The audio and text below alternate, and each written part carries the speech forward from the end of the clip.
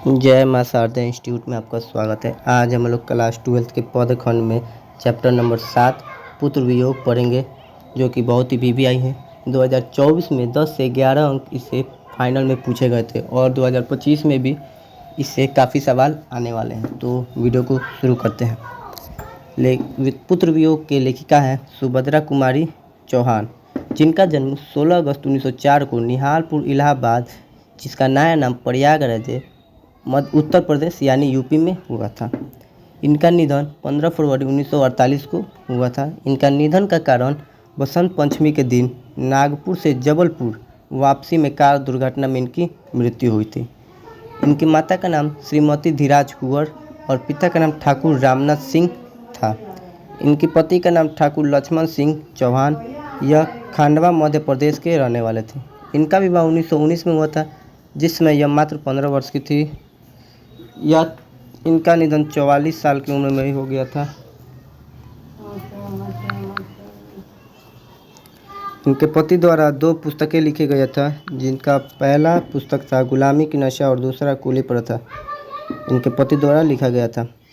गुलामी की नशा और कूली प्रथा ऐसी पुस्तक थी जो भारतीय पढ़ते थे तो उनमें उत्साह यानी जोश आ जाता था और वह अंग्रेजी सरकार का विरोध करते थे। इसलिए अंग्रेजी सरकार द्वारा गुलामी की नशा पुस्तक को जब्त कर लिया गया।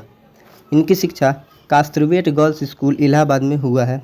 इनकी साथी महादेवी वर्मा है। एक साथी थी इनकी जिनका नाम महादेवी वर्मा है। महादेवी वर्मा भी एक लेखिका ही है। 10th क्लास में आपने उनका एक चैप्टर पढ़ा होगा।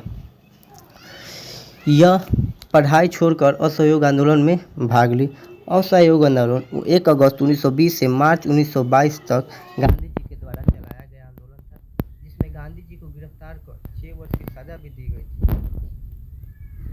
इनका प्रधान कर्म क्षेत्र समाज सेवी थी और राजनीतिक में कांग्रेस पार्टी से एमएलए यानी विधायक भी थी, एमपी की।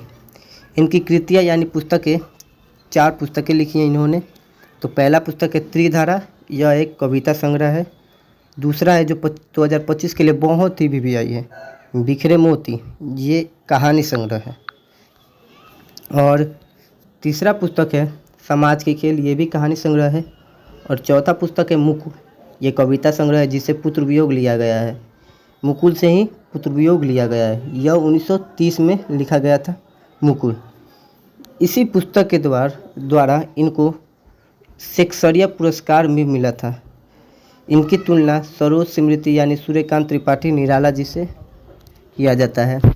इनके पति एक प्रसिद्ध पत्रकार और स्वतंत्रता सेनानी थे, कांग्रेस के नेता भी थे।